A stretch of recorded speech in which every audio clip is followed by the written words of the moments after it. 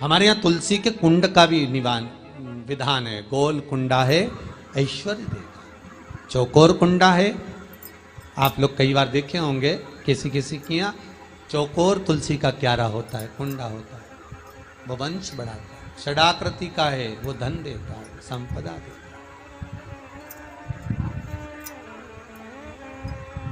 दोष हमारा है, हम तुलसी के कुंडे के नीचे शंकर जी को रख देते हैं। क्यों?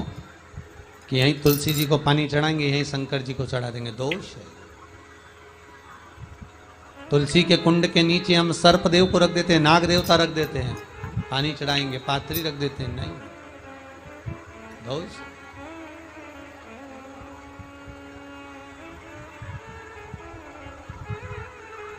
उसका दोष हम सबको, स्वयं अगर गलती करते हैं तो स्वयं को भोगना। कैसा कुंड हो, 7 तरह के कुंडों का व्याख्यान तुलसी के रूप में कहा गया है महाराज। पहला गोल, दूसरा चौकोर, तीसरा षडाकृति, चौथा त्रिवेणी, 3 कोने वाला कुंडा। शास्त्र कहता है जिसके मार्ग घर में टुकड़े हो रहे हों, घर विभाजन की ओर हो रहा हो, तो 3 कोण का कुंडा घर में रखकर पूजा करने पर परिवार एक हो जाता है। 5वां, गार्डन में बिना कुंडे का, बिना कुंड का जो तुलसी का पौधा रोपित होता है, बिना कुंड के एक बगीचा जैसा बो दिया जाता है, तुलसी तुलसी उत्पन्न हो जाती है। महाराज, वहां पर संपदा तो रहती है पर चिंता बहुत रहती है, टेंशन बहुत रहता है। क्यों? घर के दरवाजे के बाहर इतनी सारी बगीचे में तुलसा कर दी।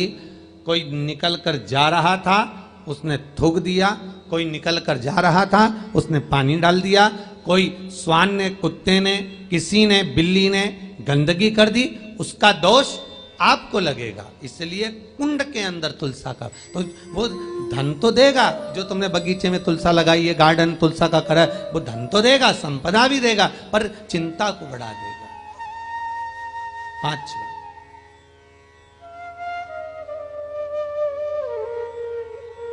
महाराज, 6, तुलसी के कुंड को 3 धार पर लटका कर रखना। कई जगह पर आपने देखा होगा तुलसी का जो कुंडा होता है उसको 3 जो तार होते हैं, 3 जो चेन होती है, उस पे लटकाया जाता है। महाराज, विष्णु पुराण उसका भी व्याख्यान करती है।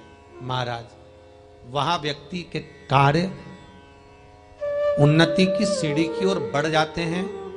जैसे भोजन की थाली लग गई, भोजन तैयार हो गया, बस खाने बैठे हो और थाली खसक गई, समझ लेना कि तुलसी को अधर पर लटका कर रखा है।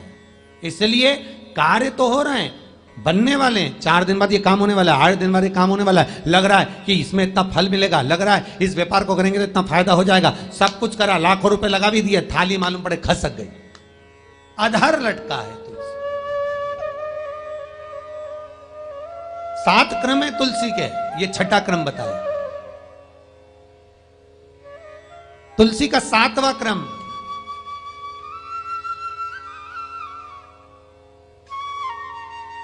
तुलसी का 7वां क्रम है। महाराज, तुलसी का कुंडा जैसा घर के आंगन में है, तुलसी का कुंड जैसे घर के आंगन में विराज रहा है, ऐसा ही छोटा सा कुंड भगवान के लिए रोपित करें। प्रतिदिन भगवान की सेवा करते समय तुलसी का कुंड सम्मुख रखकर उसकी आराधना करना, फिर उस कुंड को वापिस बाहर ले जाकर रखना, फिर दूसरे दिन पूजन के समय पर कुंड को लाकर रखना। हम तो यहां तक कहते हैं, विष्णु पुराण गर्ग संहिता कल्याण का तुलसी अंग यहां तक वर्णन करता है कि आप पूरे साल ये नहीं कर सकते तो कम से कम कार्तिक के महीने में भगवान के सामने तुलसी का छोटा कुंड, चौकोर वाला, गोल नहीं, चौकोर कुंड लाकर भगवान के सामने रखकर छोटा सा कुंड का पूजन कर कर भगवान के साथ उस कुंड को वापस बाहर विराजमान करें, फिर कल लेकर आए, फिर विराजमान करें। आप पूरे साल नहीं कर सकते तो एक महीने।